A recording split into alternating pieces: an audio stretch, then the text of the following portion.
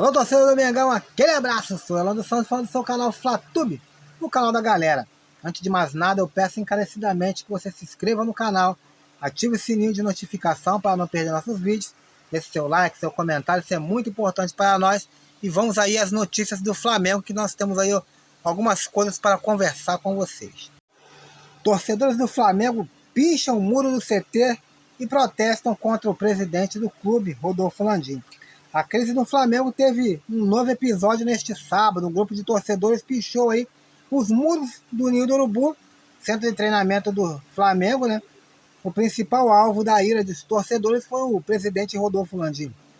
Torcedores escreveram "Fora Landim, o Mengão é do povo" nos muros do CT. Além das grades que estavam no local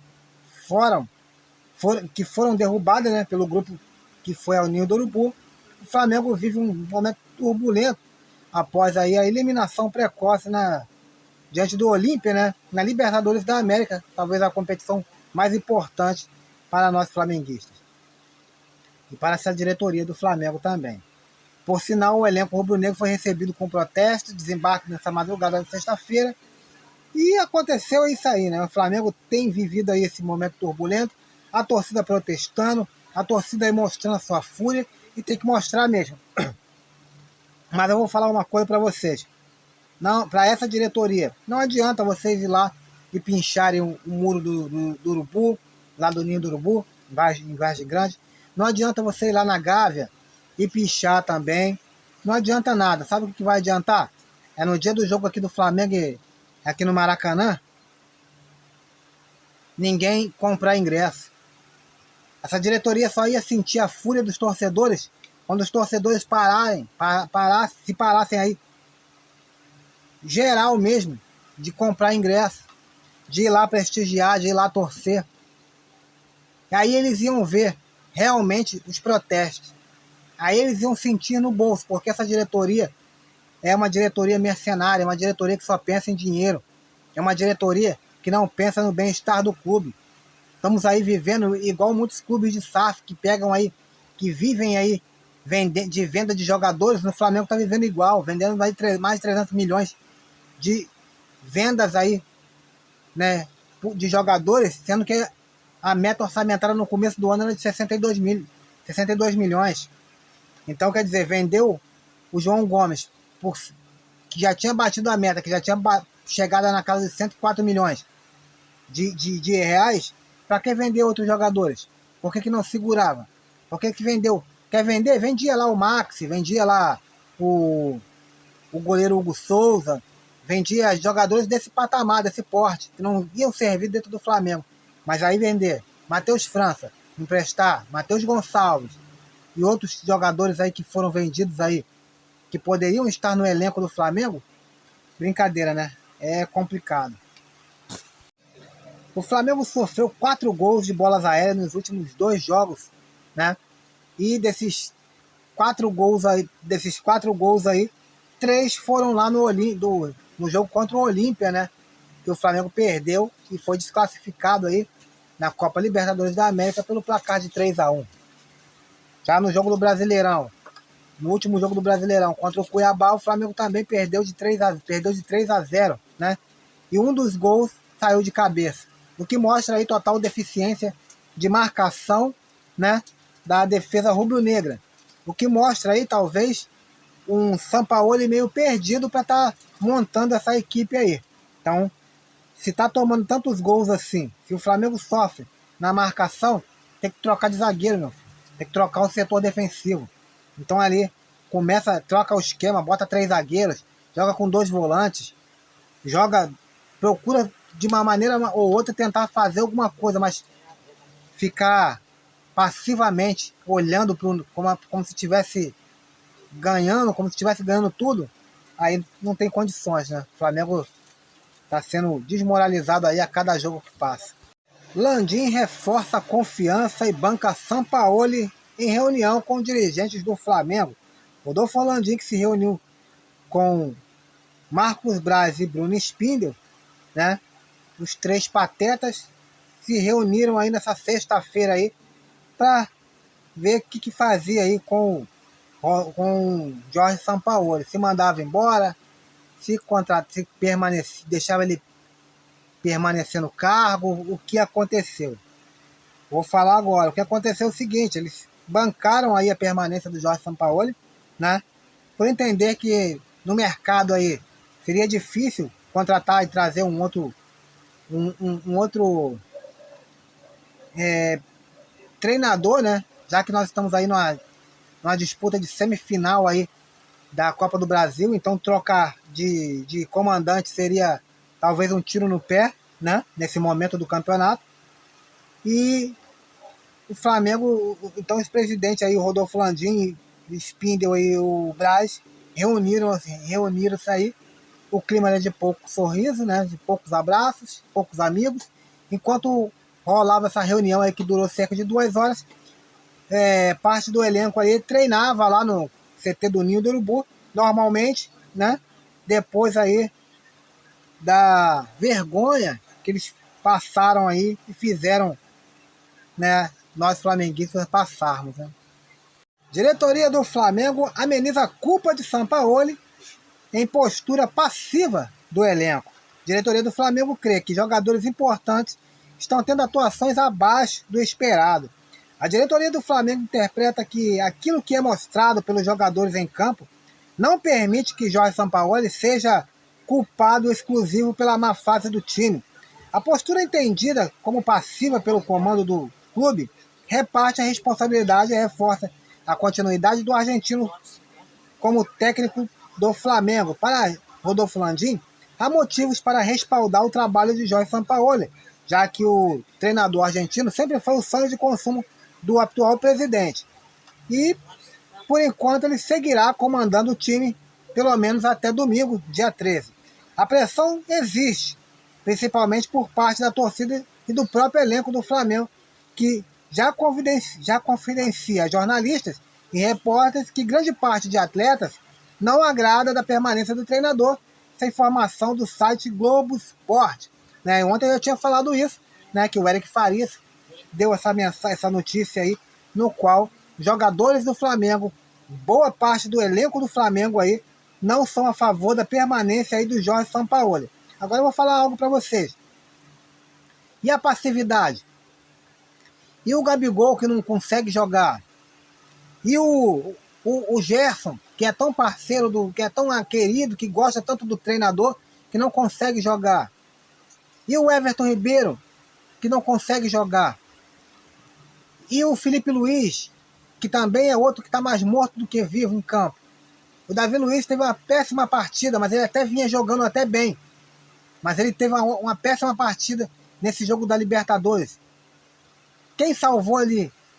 Eu acho que ninguém. Então, não seria o caso do próprio Jorge Sampaoli repensar os seus conceitos e mudar, colocar a escalação de Pedro nesse jogo no domingo, montar um esquema tático aí diferenciado, jogar de uma forma diferenciada, privilegiando aí mais o posse de bola e agressividade?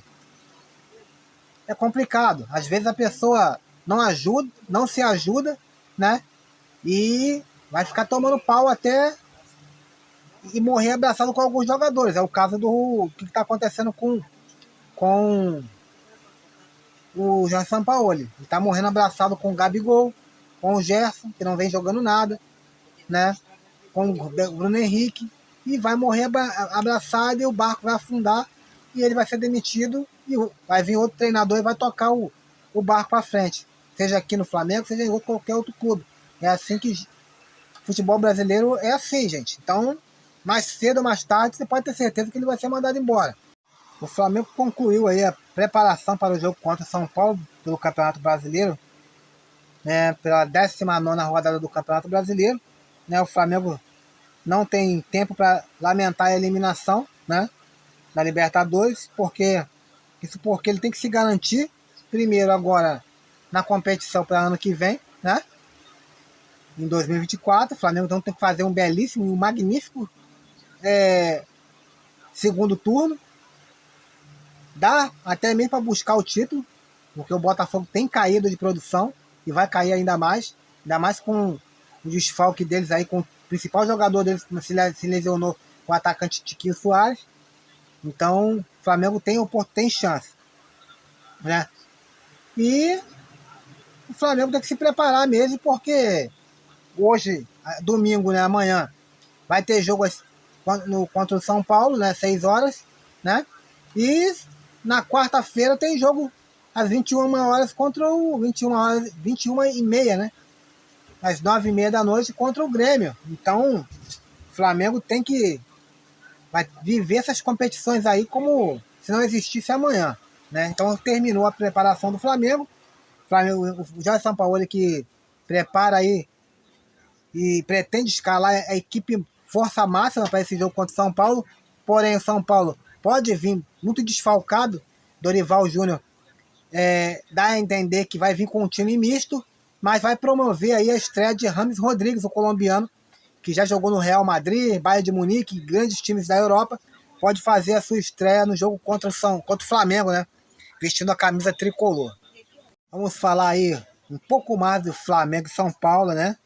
E vamos falar também das prováveis escalações aí e como estão aí o Flamengo e como está também a equipe do São Paulo, do nosso ex-treinador Dorival Júnior. O rubro-negro irá ao Maracanã desejando uma vitória, é claro, né? E para comemorar o Dia dos Pais, né? Ao lado dos seus filhos, o Flamengo tem que pelo menos fazer um bom trabalho, né? Pelo menos fazer o que se espera dele, né? No entanto, o cenário turbulento do Flamengo faz com que o time entre muito pressionado para esse jogo. Assim como o Sampaoli e a sua comissão, né? Com diversos questionamentos sobre o seu trabalho, né? Principalmente da torcida, né? E alguns jogadores aí, parte dos jogadores também questiona muito o trabalho do Jorge Sampaoli. Provavelmente ele deve escalar aí o time com força máxima aí, né? A única ausência do time rubro-negro será a ausência aí do volante Eric Pulgar, que ainda continua lesionado e não participará desse jogo, fazendo aí o 9º jogo seguido sem estar em campo, né? Por outro lado, Arrascaeta e Gabigol, que cumpriram suspensões contra o Cuiabá, retornam ao time aí normalmente e provavelmente devem estar em campo aí. Como está o São Paulo, o tricolor paulista? Né? O tricolor paulista terá mudanças para enfrentar o Flamengo. Rafinha e Pablo Maia, suspensos, não ficam à disposição do Dorival. Natan e Gerson Mendes, respectivamente, são cotados, né, como os substitutos aí na lateral esquerda. Substitutos aí do Rafinha. Na lateral esquerda, Caio Paulista machucado também não joga. O Wellington deve começar jogando na posição. Patrick Galopo, Farrarese, sei lá, Erisson, Igor Vinícius e David também no departamento médico, completando aí a lista de baixa. Caramba, jogador pra cacete cair fora, né? Mas aí, em virtude da partida contra o meio da semana contra o Corinthians, o Dorival Júnior, como eu falei aqui, deve poupar, né? E tirar aí alguns dos seus principais jogadores, assim como o Beraldo, o Alisson, o Rodrigo Nestor, o Caleri, né? Esses são alguns jogadores aí que provavelmente não estarão em campo. Mas a expectativa é muito grande aí pela estreia aí de James Rodrigues, que deve estrear aí contra o Flamengo. Tomara que ele não resolva jogar tudo que ele não jogou na vida dele contra o Flamengo, né? Porque é sempre assim. Provável escalação do Flamengo: Matheus Cunha no gol, Wesley, Fabrício Bruno e Léo Pereira, Ayrton Lucas, Alan, Gerson, Everton Ribeiro ou Vitor Hugo, Arrascaeta, Bruno Henrique e Gabigol. A patota de sempre, né? Manter Gabigol. Depois do jogo horrível que ele fez aí, na minha opinião, burrice total. Everton Ribeiro, outra burrice, ter o Everton Ribeiro em campo. O cara não anda, não joga mais, ele anda. Não sei nem o que tá fazendo no Flamengo ainda hoje. Aproveita que ele não renovou ainda, dá a rescisão de contrato para ele, manda ele embora e bota um garoto lá na divisão de base para jogar no lugar dele, que é a melhor coisa que faz. Já perdemos tudo mesmo, já perdemos um ano mesmo com a Libertadores, né?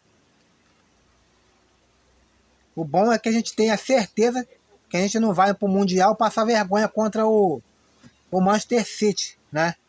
Que ontem jogou lá fez a final né, de uma Copa da Inglaterra lá, meteu 3-0. Haaland deitou os cabelos, né? Se algum time do Brasil ganhar a Libertadores e jogar o Mundial, eu vou torcer muito que eles cheguem à final para tomar uma coça arrumada aí do Manchester City. Mas esquece coisa aí, né? Vamos aí às pré-escalações aí do... provável escalação aí do São Paulo, né? Do treinador Dorival Júnior. Rafael, Natan, Diego Costa, Alan Franco, esse tem nome de craque, hein? E o Wellington, Luan, Gabriel Neves, Michael Araújo, não sei. O Wellington Rato ou Rodriguinho, Juan e Pato, ou Caleri, né? E o técnico aí é o Dorival Júnior, que poderia estar no Flamengo até hoje, apesar de eu não ser um fã assíduo do Dorival, não. Mas eu não mandaria ele embora do jeito que ele foi mandado embora. Permaneceria aí, talvez a gente estaria vivo nas 3 competições, né? E não teria passado tanta vergonha no decorrer desse ano aí, né? Galera, essas são as notícias aí do FlaTube, do canal da galera. Fique com Deus. Fui!